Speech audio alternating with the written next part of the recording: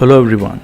If you're following this channel, sometime back we started a special genre of content called Project SHIVOHAM Facts, which are more discreet and snackable in nature. Videos that are less than 5 minutes, talking about certain important and discrete facts about ancient Indian history. Now we are restarting the series and you can find the content on Project SHIVOHAM Facts in the playlist that's shown here. And this video is the 7th one in that lineup. Let's get to the topic.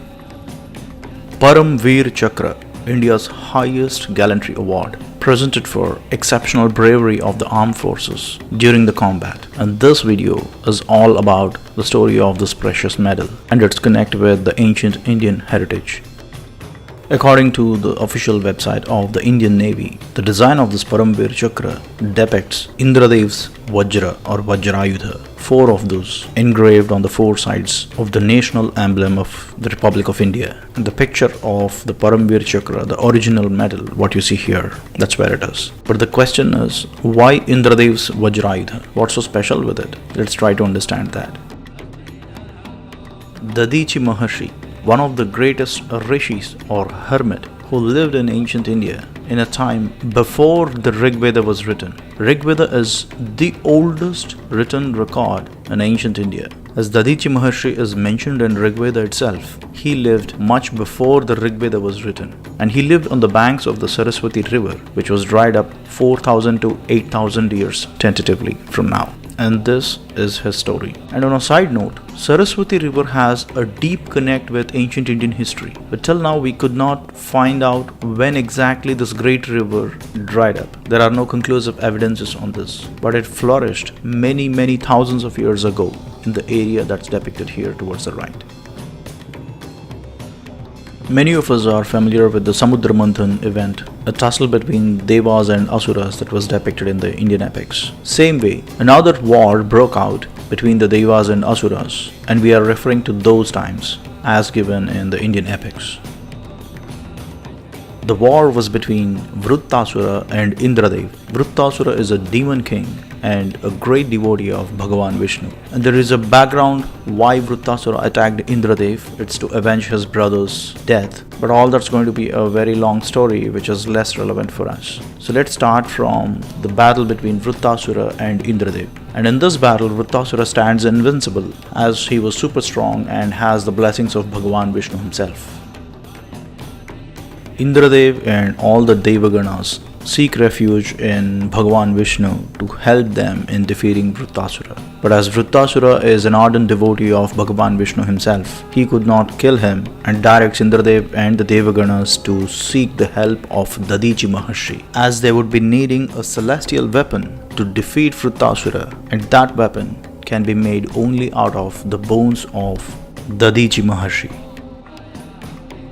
With that, Indradev goes to Dadichi Maharshi, seeks refuge in him and pleads for help. And help here is literally that Dadichi Maharshi has to sacrifice his life and donate his bones to Indradev so that he could forge a celestial weapon to fight against Vruttasura. And in a very surprising manner, Dadichi Maharshi accepts the request as it could help Devas and for the betterment of the humanity. To kill Vruttasura was creating a lot of pain for the people around the world.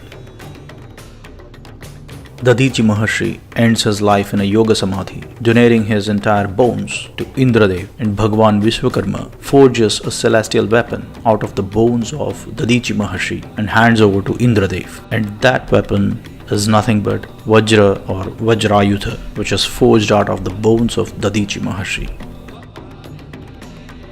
Equipped with the Vajrayudha, Indradev attacks Vruttasura, and this time with that powerful celestial weapon, the Vajra, he could defeat Vruttasura and restore peace in humanity. This is the story of Dadichi Maharshi as explained in Rig Veda and other Puranas of the Indian history.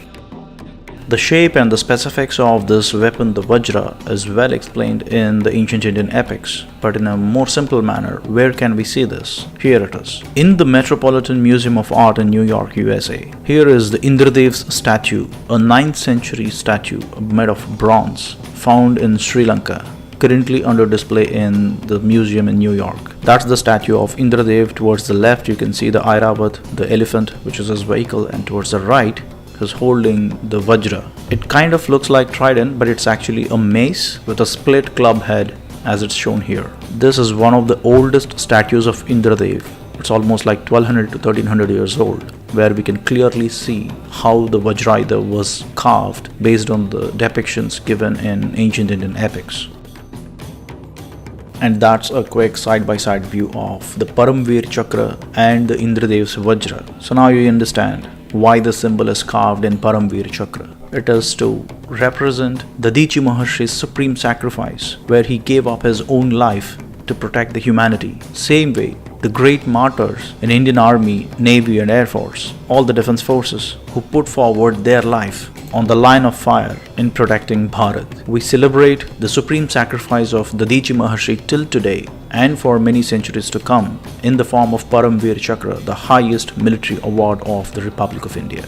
And in my opinion, all the Param Chakra recipients and each and every soldier, including the police and law enforcement agencies, men and women who lost their lives protecting this country, has the legacy of Maharshi Dadichi. Sacrificing your life to protect the people of your country, that's absolutely not a small thing. That's the most supreme sacrifice ever, and we bow down to all such men and women who laid their lives protecting Bharat. Jai Hind, and as always, thanks for watching.